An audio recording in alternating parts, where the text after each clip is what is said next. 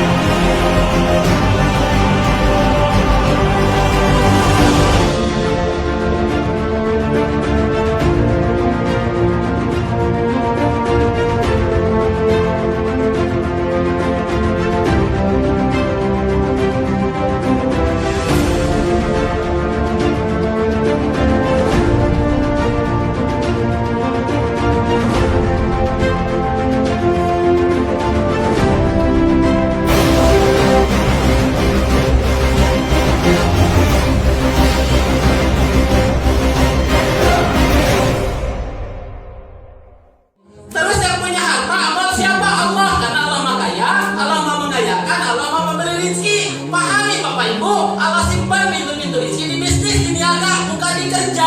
Itulah, bukan di kerja, bukan di kerja. Itulah alasan kenapa saya berani tinggalkan 7 tahun di perusahaan, 12 tahun sebagai PNS. Takbir Bapak Ibu. أبدا لن نحيد عن خطى الإيمان دربنا درب قويم دربنا درب قويم بالهدى القرآني. Gitu kan? Ya ada saya ke Karawang datang lagi, saya ke Bandung datang lagi, di Bekasi datang lagi. Bang nggak bosan? Padahal itu lagi nggak bosan datang. Ya kenapa Bapak Ibu kan harus menyentuh otak bawah sadar. Jadi Bapak Ibu kenapa? Pertama bangun keyakinan dulu sebenarnya. Kalau tadi saya ngomong tentang PGH itu hanya sebuah skill. Saya ngomong kandungannya itu semua pengetahuan. Ingat Bapak Ibu, skill pengetahuan menyumbang kepada kesuksesan paling 10-20%. Tapi yang harus dibangun itu adalah karakter. Pertama yang sesuai dengan keyakinan dulu. Karena kalau Bapak Ibu tidak membangun sebuah karakter atau keyakinan, pada saat orang menghina bisa berhenti. Pada saat bonus turun, malas. Pada saat diejek, malas. Itu karena apa? Karena Bapak Ibu melupakan karakter, melupakan keyakinan, hanya mengandalkan skill, hanya mengandalkan pengetahuan saja. Saya pernah kedatangan orang Jepang ke sekolah waktu saya dulu mengajar di SMP 1 Cianjur, Pagelaran. Karena saya di sana tugas 10 tahun. Ibu itu ngetes para siswa, enggak ada ngetes tentang pengetahuan, tidak ada mengetes tentang skill. Misalkan kapan sih menanam yang paling baik untuk tanaman ini, kapan waktu menyiram terbaik, ya, terus jarak satu tanaman dengan tanaman yang lain biar tumbuhnya nanti bagus. Enggak ada. Saya tanya ke orang Jepang itu, Mr. Hirano Hirotaka namanya, Mister apa pertanyaan gitu, ya, gak ada pertanyaan pengetahuan skill, katanya gampang pengetahuan skill itu 3 bulan aja bisa jadi. Tapi pertanyaannya apa? Karakter, siap bangun gak 4:30 subuh gitu? Pertanyaannya, siap menjaga kesehatan tidak? Siap lari setiap 2 hari 5 kilo? Saya geleng-geleng kepala Bapak Ibu, ya, rontok tuh Ibu, ya, dari penuh ruangan, cuma 5 yang lulus. Sudah 5 pun diuji dulu di Natuna. Betul Ibu, saya datang seminggu ke sana. Ya, harus bangun absen 4:30. Ya Allah, benar-benar itu bukan musik Bapak Ibu menguji seperti itu. Kita umat Islam yang harusnya umat Islam terbaik masih malas-malas, masih banyak gak bisa, gitu kan? Bagaimana kita bisa maju kalau seperti itu? Makanya sekali lagi Ibu, keyakinan harus ditanamkan. Nah, kenapa Pak Tamko berani meninggalkan PNS dari kata Bu Ira ya? 12 tahun sampai orang lain, saya jadi dinas Provinsi Jawa Barat, setahun itu belum di ACC. Datang lagi ke kantor cabang, sampai ke sana, sampai saya datangi. Sudah didatangi bukan di ACC.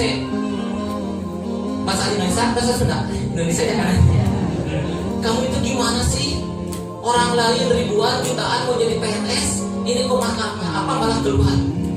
Ya, kenapa Bapak Ibu bisa itu? Karena saya bangun keyakinan.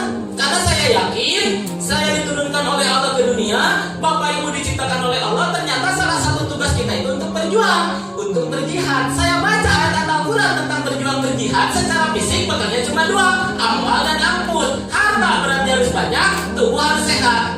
Gitu Ibu.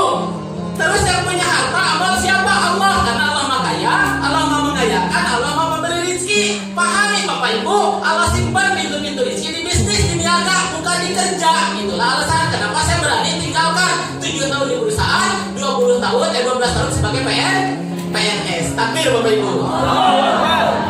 Jadi bangun dulu sebuah keyakinan itu.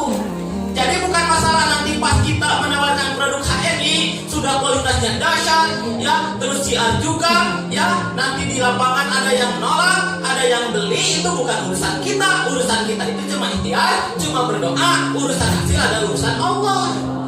Itu Bapak Ibu yang harus ditanamkan pertama. Makanya Bu Ira yang tadi ngobrol, saya itu mana Bapak Ibu terus terang, saya nge-share kegiatan seperti ini besok. Ya sampai kemarin Pak Nurdin 3 hari ke belakang belum ada yang daftar Pak satupun, belum ada yang transfer. Sementara kalau saya ngisi kayak di sini kemarin di Bekasi sampai 500, bahkan nanti Desember katanya 2.000 pesertanya. Ya, kok pada ini? Kalau saya berhenti Bapak Ibu akan seperti ini. Walaupun ada peserta, tidak ada peserta, saya bikin pengumuman. Ya kemarin rapat panitia pagi mana yang daftar baru 3 transfer itu pun dari Bandung. LED katanya Bu Ernest, enggak apa-apa 1 orang pun tetap kita harus semangat. Takbir Bapak Ibu. Jadi gitu Bapak Ibu ya, ini keyakinan lah masalahnya. Jadi yakin rezeki itu ada di bisnis, di niaga. Itu dulu. Yang kedua, Bapak Ibu buka Quran surat An-Nisa ayat 9. Ya, itu di sana disebutkan harus khawatir meninggalkan keluarga yang lemah, keturunan yang lemah, terutama dalam kesejahteraan. Kenapa Bapak Ibu? Karena Rasulullah pun berlindung dari fakir dan kubur. Ternyata kubur itu, fakir itu bisa mendekatkan kepada kekuburan. Banyak umat Islam pindah agama karena faktor kemiskinan. Bapak Ibu baca ya tentang kisah Rasulullah. Ada sebuah buku Super Leader, Super Manager. Ya Rasulullah itu sebagai Super Leader, Super Manager. Karya Pak Muhammad sampai Antonio ya Muhammad. Ternyata Rasulullah itu usianya lebih banyak berbisnis daripada masa kenabiannya. Teori Rasulullah tentang bisnis bukan teori lagi para ahli bisnis, guru-guru bisnis. Dari 10 pintu rezeki, 9 pintu ada di bisnis, di niaga. Itulah Bapak Ibu, yakin dulu. Jadi saya ngomong-ngomong begini itu yang meyakinkan Bapak Ibu kalau pengen amal, pengen harta sebagai bekal berjuang, carinya di bisnis, di niaga, bukan di kerja. Takbir. Yang berikutnya Bapak Ibu ya, kenapa kita harus berbisnis? Ya, sekarang banyak permasalahan di masyarakat. Banyak sekarang kejahatan karena faktor kemiskinan. Ya, ada seorang suami tega membunuh anak istri, faktor kemiskinan. Di Tasik ada sebuah yayasan menampung orang-orang gila. Ya, diwawancarai di salah satu televisi nasional. Kenapa banyak orang gila untuk yayasannya? Ya, dia cerita, ternyata orang gila itu rata-rata tekanan ekonomi, kemiskinan juga. Nah itulah Bapak Ibu, kenapa kita harus membangun sebuah keyakinan. Ya, ini ada sebuah video. Benar-benar menjadi tambah semangat. Kenapa harus kita bisnis? Dan Islam itu sungguh-sungguh terhadap konsep kekayaan. Ya, kenapa? Ada perintah untuk apa? Haji, umroh, akikah, kurban, zakat, sedekah. Itu sulit kita lakukan kalau kitanya miskin. Benar nggak? Ya. Jadi kita walaupun miskin mesti punya cita-cita untuk lebih baik ekonominya. Kan yang penting bahagia Mas Ipo. Oke, miskin bisa bahagia. Tadi saya diwawancara sama majalah, saya bilang miskin pun bisa bahagia kok. Tapi kalau kita miskin sulit membahagiakan orang lain. Benar nggak? Orang miskin bisa umroh nggak? Bisa, tapi nggak bisa mengumrohkan orang. Orang miskin bisa sekolah nggak? Bisa, tapi tidak bisa bangun sekolahnya. Itu bedanya. Ya. Tapi Mas Ipo banyak orang kaya yang sombong tuh. Ada nggak? Sombong tuh soal karakter, ya. Miskin pun sombong dia. Ketika kaya, gimana sombongnya? Menjadi-jadi.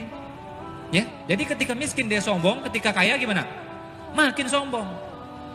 Ketika miskin dia dermawan, ketika kaya gimana? Makin dermawan. Takbir Bapak Ibu. Next. Nah,